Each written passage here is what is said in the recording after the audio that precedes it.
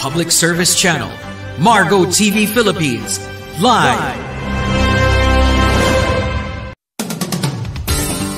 Narito na ang programang kasangga ng sambayanan. Sama ka na, kabayan! Sandigan ng mamamayan para sa kaunlaran. Pupuri sa marangal na serbidor ng bayan. Tutugi sa mga drobo sa pamahalaan. Kasama si Diego Magpantay ng Citizens Crime Watch. Mapapakinggan at mapapanood sa Margo TV Philippines. Sama ka na, kabayan! Sandigan ng mamamayan sa kaunlaran.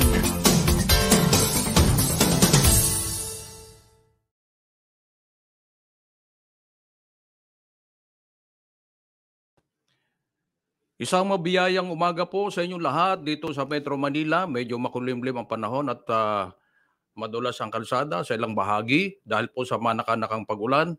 Sa ating mga motorista, ingat po kayo sa pagmamaneho. Kumusta po kayo mga ginigilo nating mga tagapakinig at mga tagapanood mula Luzon, Visayas at Mindanao. Kumusta po ang ating mga tinuturing na buhay ng mga bayaning OFW? Saan man po kayong sulok ng ating daigdig? Sana okay lang po kayo dyan.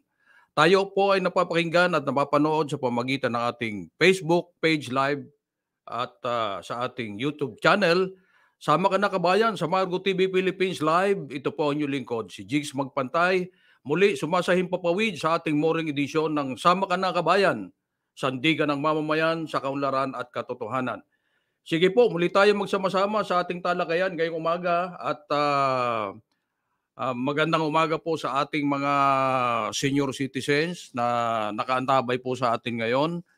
At siyempre sa iba pang mga suki natin, kumusta po kayo?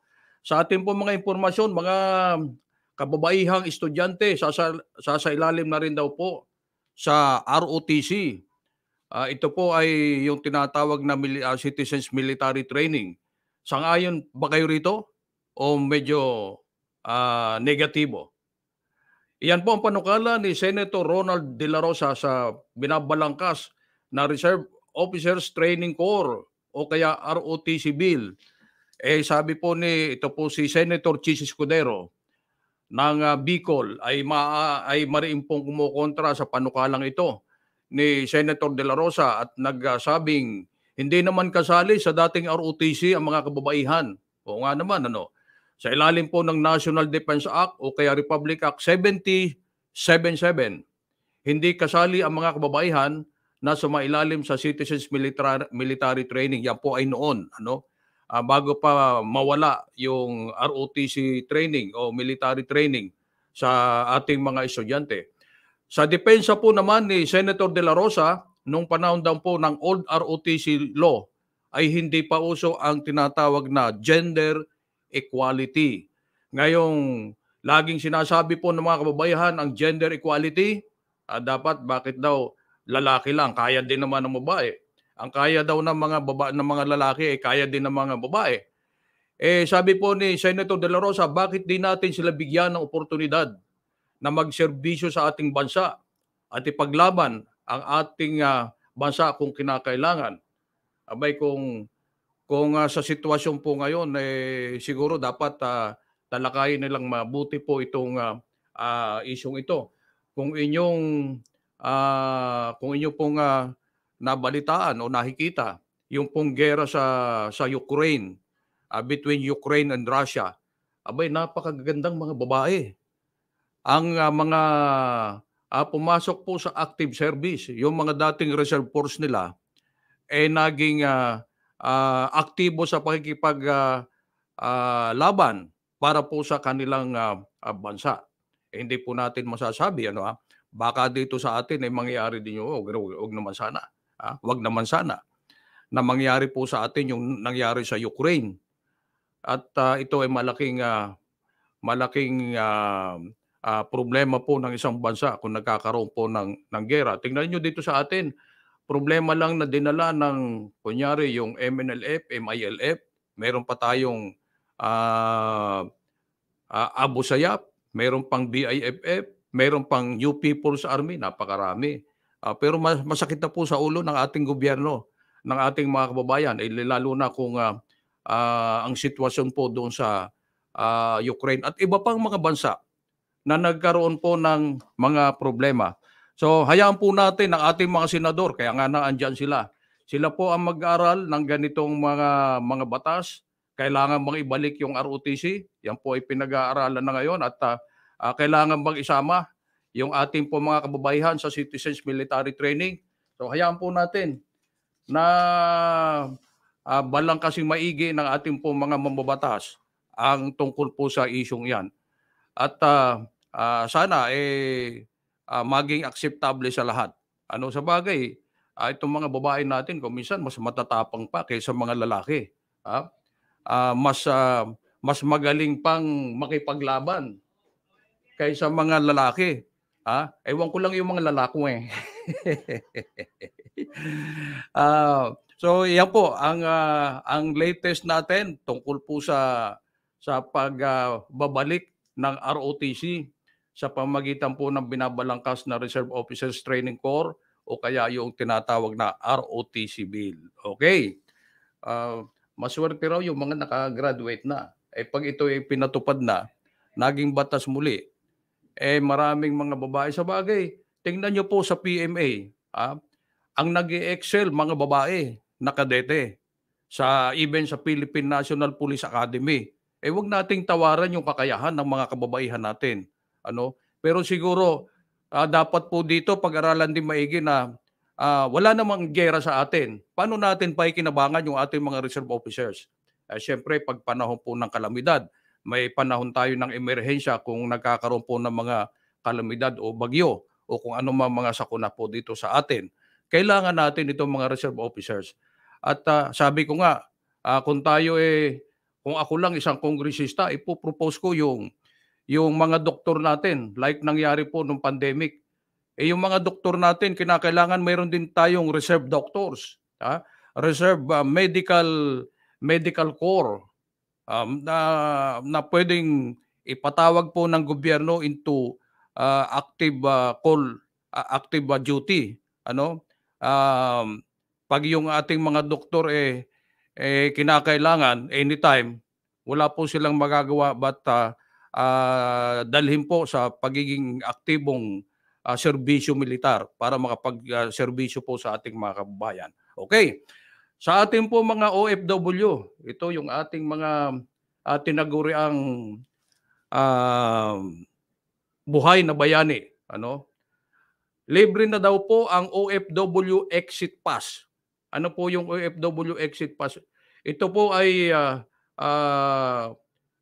itong Exit Pass na ito ay nagpapahirap po sa ulo o sa ating mga manggagawa. Nagpapasakit po sa ulo ng ating mga manggagawa abroad.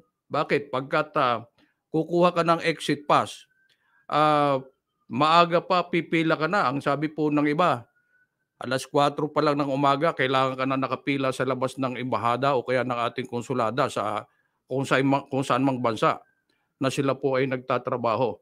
Ngayon, i-download lamang daw po ang OFW Pass app, yung application po sa internet para makakuha ng Exit Pass. So hindi ka na po pipila at hindi ka na mahihirapan. So ito po yung yung sinasabing OFW Exit Pass, ito po yung Overseas Employment Certificate. Dahil talagang sabi ng ating mga OFW, nakakakonsumi po ang pagpila, mahabang pila na nag-uumpisa 4:00 ng umaga. At lalo na kung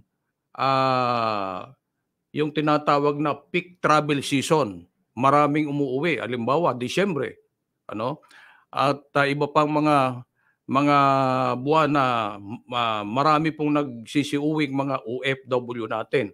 Ito po ang kalahagahan ng overseas exit pass ng ating po mga manggagawa. Pag wala po sila noon, ibig sabihin, ito po yung proof of registration sa POEA.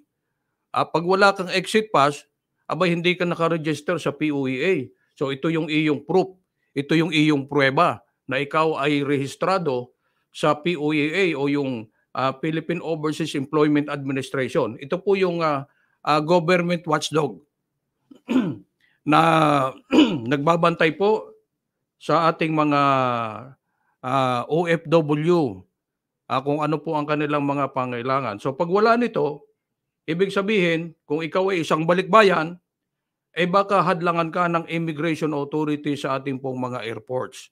So yan po ang importante dyan. Kaya pag ikaw ay OFW at uuwi ka, abay kailangan mo yung exit pass. Okay? So yung ating mga kawawang mga buhay na bayani, wag natin pahirapang masyado. Pagkat napakahirap po ng trabaho nila at napakahirap po ng kanilang ginagawa na sila'y naghahanap buhay sa malayong lugar. Iniwan yung kanilang pamilya. So ang kanilang pamilya na andito kung minsan, kung babae nagtatrabaho, kung babae ang OFW, naiiwan yung kanyang mister, kung minsan pag uwi niya, hindi niya na mister yun. Mister na ng iba. Ang masaklap pa nito, yung kanyang pinagpaguran, abay nagamit pa sa kalokohan ng kanyang iniwang asawa. Kaya napakahirap. Marami pong kwento ang OFW. At kinakailangan, pauwi na, wag nating pahirapan. So tama po ito na i-download lamang ang OFW Pass app at pwede na sila makakuha ng exit pass. Okay, so kumusta ko po ang ating mga OFW dyan sa bansang Saudi Arabia? Alam ko ito ang pinakamaraming bansa na pinagtatrabahuhan ng ating mga OFW. Wala po tayong nai-export na mas marami kundi ito lang pong mga overseas Filipino workers natin ang ating naipadala sa ibang bansa. Kailan kaya tayo yung sitwasyon na tayo naman ang pupuntahan ng ibang bansa? Yung tayo naman ang tatanggap ng mga workers na mga dayuhan. Kailan kaya mangyayari yun?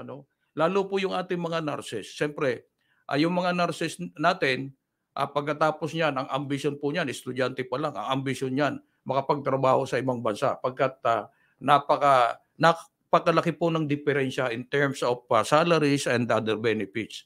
Kaya, karamihan natin mga nurses, lahat papunta po ng ibang bansa ang kanilang iniisip at siyempre nga naman pag napunta sila ng ibang bansa, lalo doon sa mga bansa na pati yung kanilang mga pamilya ay pwede nang ipadala o pwede nang pasunodin, mas gusto po nila yan, lalo sa Europa, sa Estados Unidos at sa iba pang bansa na kinakailangan po ang serbisyo ng ating mga nurses. Ang problema, dito po sa ating mga ospital, baka naman kinukulang na tayo, naubusan na tayo ng mga nurses pagkat may mga ospital na talagang kulang naman ang benepisyo na binibigay. So ito dapat pag-aralan na maigi ng ating pong pamahalaan at siguro sa pamamagitan ng mga scholarship, mag-enroll po tayo. Ang ating pong gobyerno magbigay ng scholarship sa mga gusto maging nurses, pero pag sila'y nakatapos, pag sila'y nakagraduate at nakapasa bilang mga nurses, kinakailangan dito po sa ating bansa magsiservisyo muna kahit mga ilang taon man lamang. Sabihin natin 5 o 10 taon na ikaw ay kinakailangan dito muna magserbisyo sa atin. Dito po sa ating bansa bago ka bigyan ng pagkakataon na makapagtrabaho abroad. So, siyempre ang iniisip po ng ating mga empleyado, ng ating mga manggagawa, yung greener pasture, At kung tayo ay magkakaroon ng maraming scholars na mga nurses, nagagastusan po ng ating pamahalaan, mas maganda po 'yan. Dahil napakarami po nating mga health center sa mga barangay na at least meron po tayong mga nurses na nakadestino o nagtatrabaho upang mangalaga po sa kalusugan ng ating mga kababayan sa mga kanayunan, sa mga barangay. Kung wala ng nurses, paano pa? Wala na nga doktor. Ang doktor po kulang na kulang. Ang ating po mga local government units, nahihirapan na rin maghanap ng doktor. Hindi naman, makakuha man sila, hindi naman po yan nagpo-full time bilang mga municipal doctor pagkat napakababa ng sweldo. alam nyo naman talagang malaki po ang gastos ng pag-aaral ng medisina. Kaya nga ito si DJ, hindi ito natuloy na maging doktor dahil napakamahal po ng gastusin sa pag-aaral ng medisina. Kaya ibang klaseng doktor na natutunan nitong bata na ito. Doktor ng konduktor. Okay. So, sana po itong mga bagay na ito, medyo yung ating mga mambabatas na wala namang ginagawa, lalo po sa Kongreso, napakarami mga mambabatas na palagi namang absent. Tingnan mo yung mga upuan sa ating sa session hall ng Congress. Napakaraming bakante. Hindi naman diyan maglalagay ng sobra. Siyempre ang upuan na naandyan, yung tama doon sa bilang ng ating mga kongresista. Pero tingnan po ninyo pag nagsesesyon, napakaraming bakante. Walang nakaupo. Pag ayaw nilang upuan yan, sige kayo. Baka si Papa Nonoy dyan na umupo. Bueno, patuloy po tayo sa ating talakayan. Sa iba po mga impormasyon, ito, alam nyo, pwede mong ipagmalaki, pwede pong ipagmalaki ng isang bansa na ikaw pagdausan ng isang pandaigdigang event.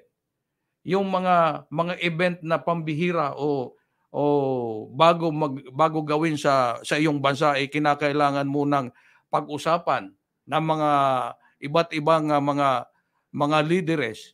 Pero alam niyo po ba dito po sa ating bansa, ang ating pong bansa ang mag-host ng opening ng FIBA World Basketball Cup. Yung Basketball World Cup po ay dito po gagawin. Co-host po tayo with Japan and Indonesia ba yun?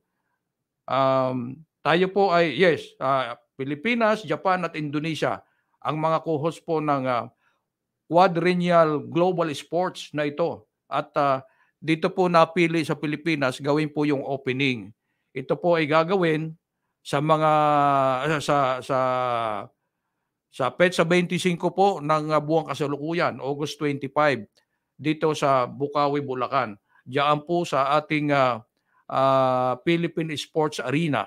Diyan po gagawin yung opening at ito ay sasalihan po ng nasa 32 na mga national teams mula sa iba't ibang bansa. Sila ay makikipagbakbakan sa larangan ng basketball. So tayo siyempre meron din tayong Philippine team. At kaugnay po nito, itong pagbubukas ng FIBA Basketball World Cup dito sa Pilipinas ay ngayon po taon, nagdeklara po ang Malacanang ng suspensyon ng klase at pasok sa mga opisina ng gobyerno sa Metro Manila at sa lalawigan po ng Bulacan. So sa August 25, suspendido po ang trabaho, wala pong pasok sa mga eskwelahan. Sabagay, August 28 pa naman yung opening ng klase. Meron pa bang ngayon may pasukan? Pagkat opening po ay August 28. Ngayon, yung mga public offices po ay suspendido daw po ang pasok. Pero yung mga pribado pwede rin namang kasali, pero depende po yan sa discretion ng pamunuan ng anumang pribadong opisina o ahensya. Depende na yun po sa kanila. Basta kami ni DJ, hindi kami hinto sa pagtatrabaho. Hindi po kami titigil. In fact, tuloy-tuloy po tayo at kahapon formal na po tayong nagbukas o binuksan natin formally ito pong ating Margo TV Philippines. Nandito kahapon si Attorney Ferdinand Topacio, yung pong National Chairman ng Citizens Crime Watch. So, wala pong pasok sa August 25. August 25, anong araw ba yun, DJ? Wala pong pasok yan pero kung linggo, wala talagang pasok yan kasi linggo. So, good luck po sa ating Philippine team. Sino ba mga bumubuo ng koponan ng Pilipinas sa basketball? Dapat diyan natin malaman kay Victor doon sa sports lang natin, Um, good luck po sa Pilipinas at siyempre good luck din sa mga taga-ibang bansa na makikipagbakbakan po sa larangan ng basketball. Alam mo tayong mga Pilipino napakahilig sa basketball. Kahit pa maiksi, malinggit, matangkad, talagang mahilig sa basketball. Lalo na pag itong NBA season, nako, napakaraming mga nanonood na mga Pilipino, even sa internet, nanonood po ng laro na basketball. Pagkat kahit mga bata pa nga, pinapalaro na ng bola, kaya lumalaki po yung mga bata. Tingnan ninyo sa mga kanayunan na walang mga basketball courts, kahit sa kalsada lang, naglalagay sila ng ring, ng board, basketball board, para lang makapaglaro yung mga may hilig po sa basketball. Ito si Papa Nonoy, ibang basketball ang hilig nito. Ano bang klaseng basketball ang nilalaro mo, Papa Nonoy? Bakit ganyan? Bakit ganyan? Wag mo nang turuan si DJ ng larong basketball na nilalaro mo pagkat baka maperwisyo yung kanyang ginagawa.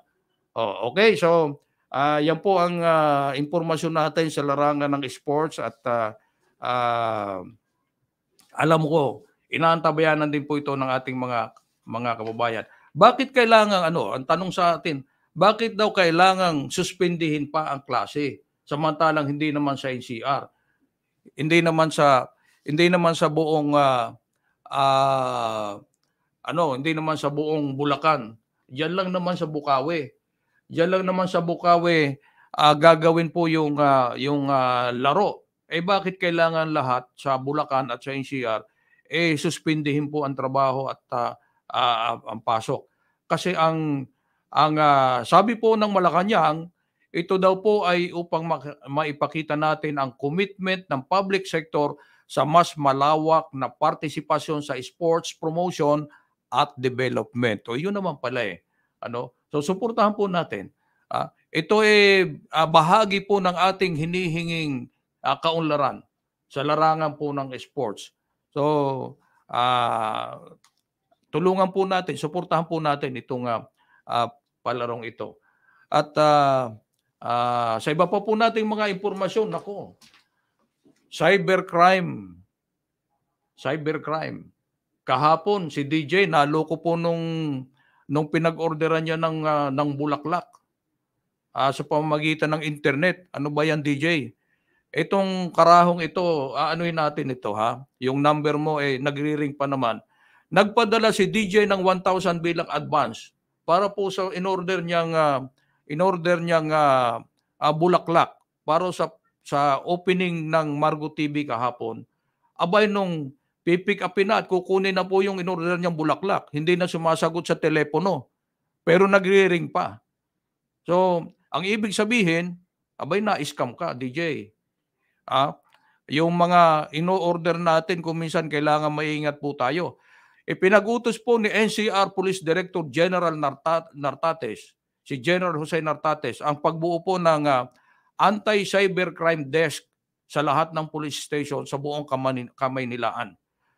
So, ang ibig pong sabihin nito, ang bali 17 mga police stations sa bawat lungsod ng Maynila ay magkakaroon na po ng anti-cybercrime desk na pangangasiwaan po ng bali 223 mga police natin, police officers na nagtapos po ng NCRPO Basic Cybercrime Investigation Seminar dito pong Martes. So nagtapos po yung kanilang seminar tong Martes bago pa sila i-deploy sa ating mga cybercrime desk sa mga istasyon ng PNP dito po sa Kamaynilaan. Sana ito gawin din sa ibang lugar, hindi lamang po dito sa Metro Manila. Although meron na po tayong anti-cybercrime division sa Camp Crame, pero hindi naman lahat nakakapunta ng Camp Crame. Lalo yung mga kulang sa panahon at kulang sa pamasahe, panggastos papuntang Camp Crame. So tama lang po na ang NCRPO Inatasan po ni General Jose Nartates ang police director ng NCR na maglagay ng mga cybercrime desk. So, alam na natin pag tayo ay naging biktima, pupunta ka na sa pinakamalapit na police station, hanapin mo yung kanilang cybercrime desk at doon mo na po idudulog ang iyong reklamo. Hindi ka na mahihirapan pumunta sa NBI, pumunta sa Kamkrame para lang idulog po yung iyong reklamo. Alam nyo, kahit po pinaregister na lahat ng SIM cards, ng mga SIM cards po natin, nagtapos po yung SIM card registration April, kailan ba? July 25, tapos na. Ano? Kaya kung hindi ka nag-register ng iyong SIM card, may problema ka. Magkakaroon ka siguro ng problema. So, kahit po pinagrehistro na yung mga SIM cards, pero marami pa rin mga scammers na ginagamit po yung internet. Ano? So, at least alam na po natin kung saan po tayo pupunta o dudulog kung tayo po may mga reklamo. Ayon kay General Nartates, kabilang na po dito ay ang mga kasong pagbalga sa mga special laws natin gaya po ng RA 9775 o Anti-Child Pornography Act of 2009. So yun po. Siyempre pag mga syndicated na, mga malalaki ng kaso ng scam, papunta na po yan doon sa Anti-Cybercrime Division po ng Kamkrame o kaya sa National Bureau of Investigation. So ano po itong sinasabi nating registration ng SIM card? Ano ba yung SIM card, DJ? Yung tinatawag po nating Subscribers Identity Module. Kaya tinawag na SIM. Yung SIM card registration, actually, nagtapos na po yung registration noong April 26 pa eh. Kaya lamang, nagkaroon na po ng extension na 90 days, kaya umabot po ng hanggang July 25. Pero ano ng petsa ngayon? Hindi na po, ibig sabihin, tapos na ang SIM card registration at wala namang ibinigay na muling extension. So, anong ibig sabihin? Anong mangyayari sa SIM card natin? Anong mangyayari po doon sa mga hindi rehistro ng kanilang SIM card? At risk po yung inyong communication, yung inyong komunikasyon pagkat pwedeng anytime from now, ma-deactivate po ang inyong SIM card at mawawala na kayo ng contact. So, yun ang problema. So, sa mga hindi po pa-register ng kanilang SIM card pagkatapos ng deadline, bigla na lang daw pong madi-deactivate ang inyong communication line. Kung ngayon ay hindi pa, baka sabi nila, bigla na lang mawawala. Ang mangyayari siguro niya, anong gagawin natin? Kung halimbawa, na-deactivate yung inyong SIM card, ang gawin mo, bumili ka ng bago at iparehistro mo na. Siguro pag bumili ka ng bagong SIM card, automatic ipaparehistro mo na yan. So, ayon po sa DICT o itong Department of Information and the Communication Technology Department, nasa 60.75% po lamang ang total na 168 million SIM cards ang nairehistro. So nasa almost 40% po yung hindi nairehistro. Marami-rami, pagkat nasa 168 million daw po yung SIM card na nabili ayon po sa kanilang datos at nasa 60.75% lang po nito ang nairehistro. So malaki-laki po yung hindi nairehistro. Ang problema kasi ng iba diyan, yung mga tumutulig sa SIM card registration, kaysa baka naman mawala yung ating data privacy. Sa bagay, kung minsan mayroon talagang ganyan. Alam nyo, yung nangyari po sa anak ni Senator J.B. Ejercito, na halos nalimas po yung kanya pong savings.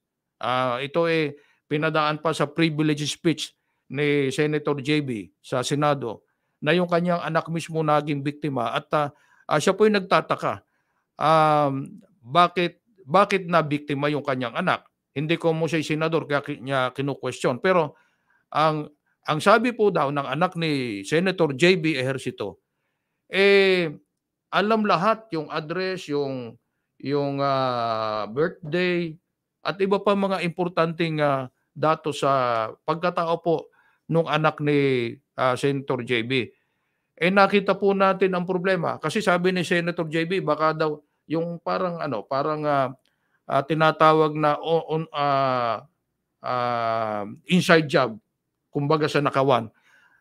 Siguro ang pinaka-importante po mga kasama proteksyonan po natin yung ating pong mga ibinibigay na data sa internet. Halimbawa, ito pong OTP. Ano ba yung OTP? Online yung password, may binibigay pong password diyan sa atin Halimbawa dito sa tinatawag nating yung on-time password, yung ating GCash, yung OTP ng inyong mga account, wag po ninyong ibibigay. Halimbawa, ipinasa sa inyo yung OTP natin, yung OTP o on-time password. Tapos, merong dadating sa ating message na bubula-bulahin tayo pagkatapos hihingin yung OTP, yung kunyari, meron kang reward o nanalo ka ng kung ano-ano o kaya ikaw kwalipikado sa ganitong kung ano-ano mga alingas-ngas. Hihingin sa iyo yung OTP. Pag ibinigay mo yung iyong OTP o tinatawag na on-time password, magkakaroon na po siya ng access sa inyong account. Kaya importante po, hindi naman na palagi naman pong nire-remind tayo na yung OTP wag nating i-share sa iba. Pag i-share natin yan sa iba, nako talagang madadali kung may laman ang iyong GCash halimbawa o ang iyong account, kung ano mga account yan, talagang malilimas yan pagkat yung mga scammer magkakaroon po ng unauthorized access sa inyo pong account. So importante po yan.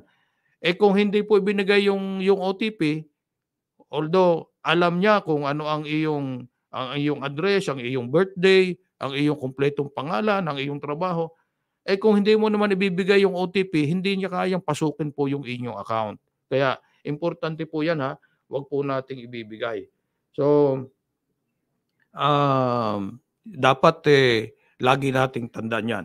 Bueno, ihabol natin ito, DJ.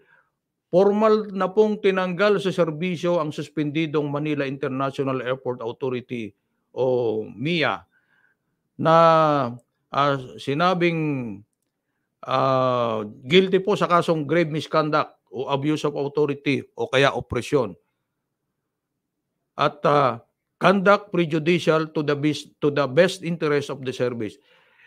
Sa 21 pahina po ng desisyon nitong August 4 ng Office of the Ombudsman. Subalit isinapubliko po ito lamang parang kahapon yata isinapubliko ito. Napatunayan daw pong guilty sa mga kasong administratibo si MIA General Manager Cesar Chong at ang kanyang Acting Assistant Manager for Finance and Administration Irene Montalvo.